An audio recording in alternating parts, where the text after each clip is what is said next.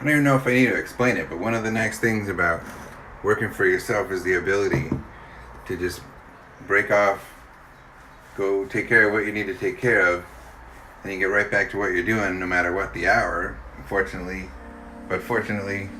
you can do that. It's like a give and take. So that I can work with any day. I don't even mind working late into the night. You feel good about that because you're working for yourself. So, alright, we're gonna head out. We'll be right back. We'll get back at it.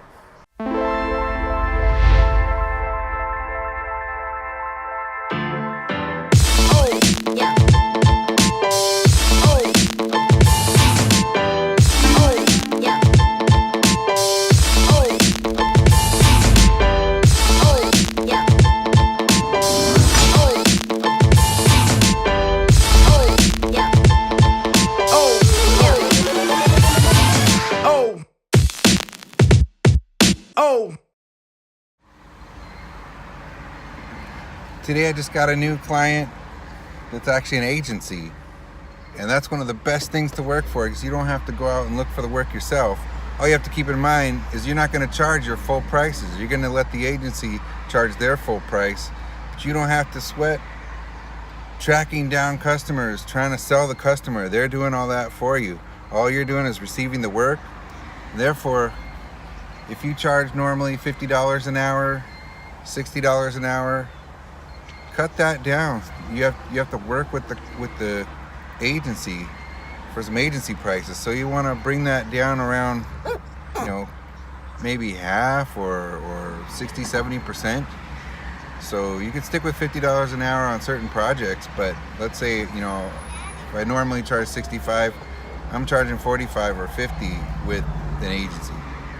At the garage door. Stay there, right?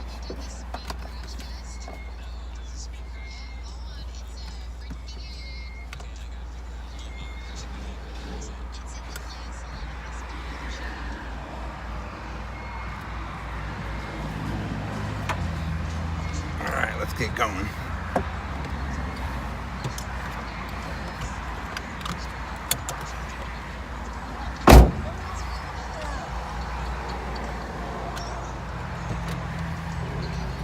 All right. So you might wonder, how do I get started working with an agency? Well, that's not as tough as you think. And contact them directly. Tell them what you do. Tell them you specialize in Divi. There's agencies all over the place. They may do regular PHP or JavaScript or CSS and custom HTML and everything. They're going to want Divi specialists too. And that's what you're doing. So don't be afraid to contact those agencies. Man, this traffic's crazy today. So let's say, okay, I'm going to contact this agency. How do I do that? You can have samples of websites that you've done. And if you haven't done them, start doing them. Once you have them done, you can put a letter. You can make a flyer. There's flyer printers that'll print you for $24. You can get like 500 flyers, like really nice glossy flyers. You can make them up in Photoshop or whatever, or walk in person. Walking in person can be very beneficial. So then they'll see how you interact, with them as a client. They'll see your face, they'll see your demeanor, they'll see how you are. Otherwise, a simple email with links to samples of what you do, and just, you don't even have to be pushy about it. You can say that you would appreciate for them to keep you in mind for anyone who would prefer a Divi website. And here's the benefits to having a Divi website: allowing the client to easily update their site. You can use the same marketing techniques that Wix and Squarespace use for the client to go in and fix their own website. I think half my clients come from agencies out there. I've been lucky enough to be contacted by agencies. I get pretty good SEO and placement, but that's definitely something you want to get started on. Now, the other thing you might be thinking is, okay, smart guy, who's gonna find me? How are they gonna know I exist? The first rule you should do is get your Google business listing. And they're gonna mail you, when you go to the Google business, they're gonna mail you a form that's gonna have a code on it. You're gonna put that code in. That's how they verify that it's you at your address. Then you're listed locally, so when somebody goes to search for a web designer or a Divi designer, you're listing yourself as a Divi designer in that Google business. You'll probably be the only one in town, or the one of a handful. They're gonna find you. If you're in the Tampa or St. Petersburg area, you type in Divi designer, I'm coming right up. There's no, I mean, I'm sure there's other Divi designers, and maybe you're in Tampa now, you're gonna hear this. List yourself.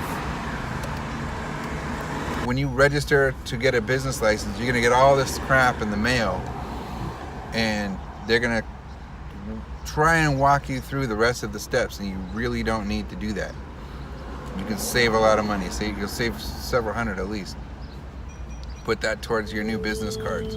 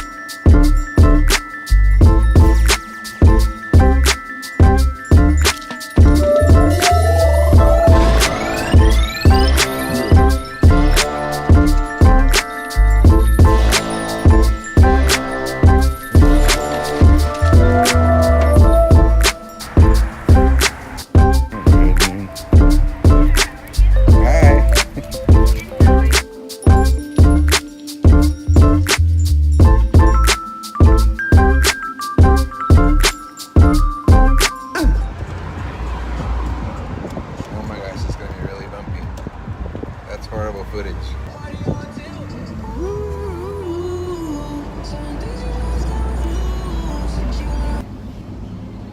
There.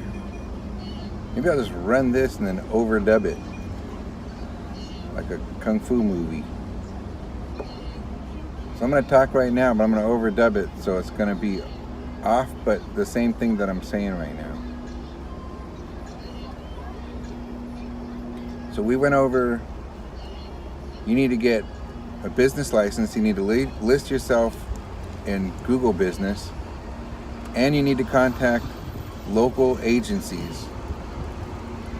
Do those 3 steps right off the bat. We'll get your business cards. There's a truck going by. Business license, Google Business listing. Contact agencies. Show them your samples. If you don't have samples, you're going to make samples. Get your pricing in order. If you don't have any samples at all, go make that free website for that local business. Make sure they get lots of traffic. I think this will be an overview for an upcoming video. Yeah, that'll work. What do you think, Rock?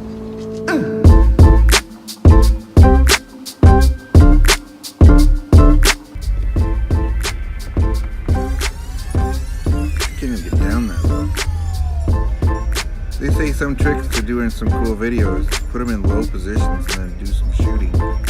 And it makes it more interesting.